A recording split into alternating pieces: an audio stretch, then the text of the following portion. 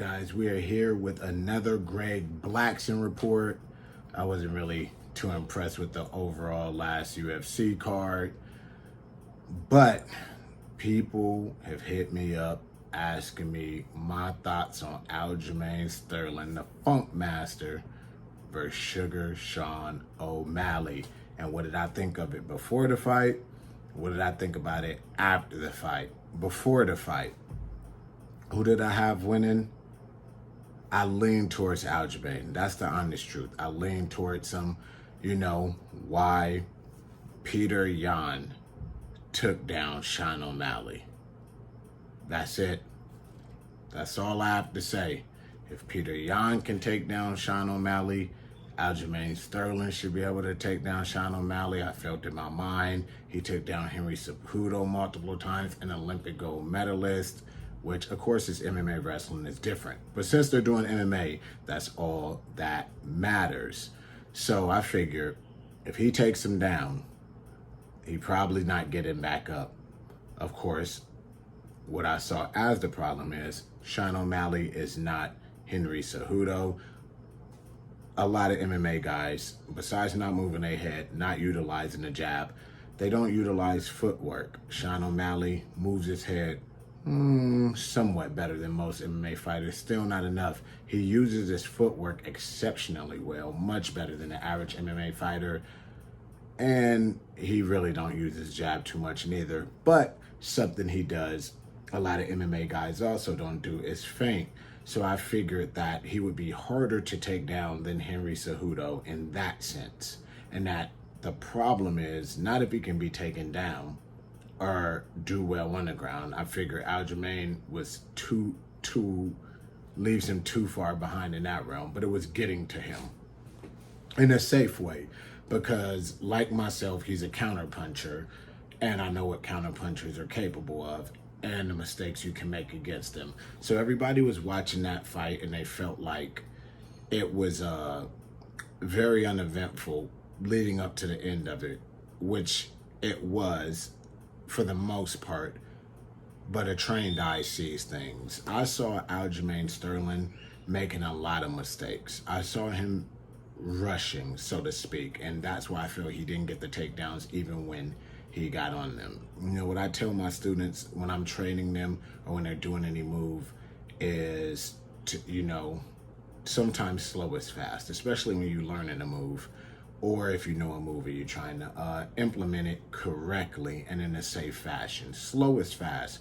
So what I saw before that point is Sean O'Malley using lateral movement, side to side, putting pressure on Aljamain because you can't shoot on your back foot, feigning, seeing reactions and things like this.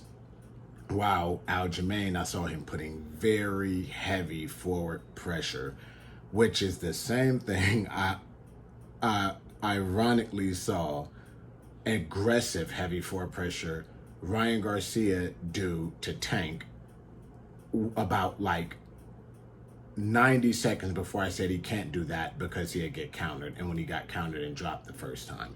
So it was about half of that. It was aggressive with the motion, not with the punches like Garcia. And I didn't like it personally. I didn't like it. It seemed like everything very rushed. It's over aggressive, which you never be for a counter puncher, and I felt like that's why he wasn't getting the takedowns or getting in the way he wanted to. Now you're asking what he should have done.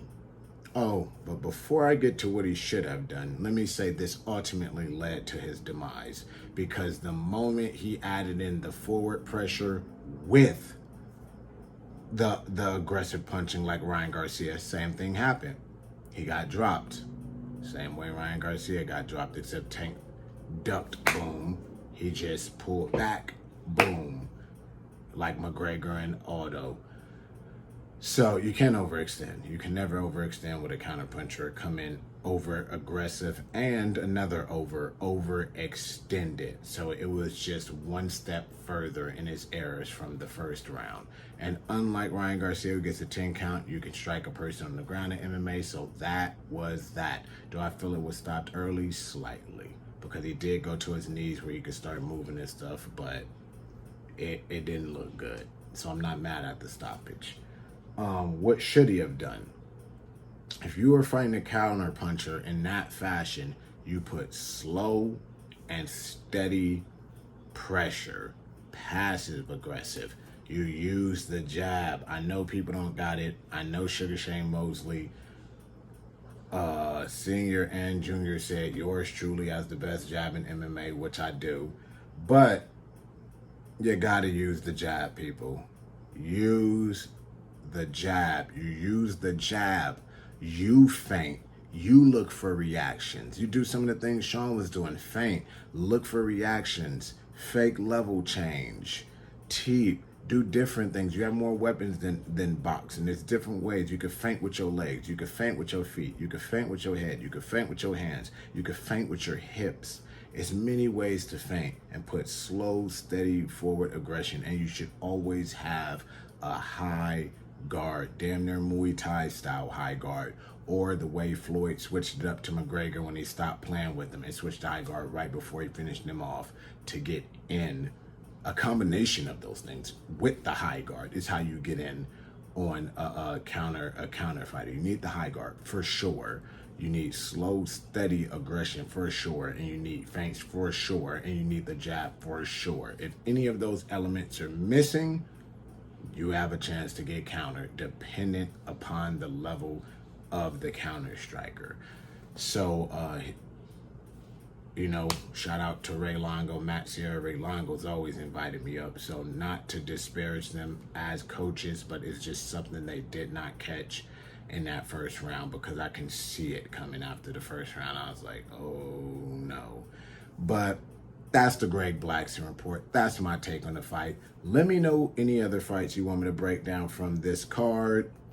Make sure you smash them likes. Make sure you subscribe. Make sure you share this video. Make sure you comment and let me know your thoughts on the fight. At Fallen Ninja 510 everywhere. Into the Gooniverse on TikTok. You already know. And YouTube. And I'm out.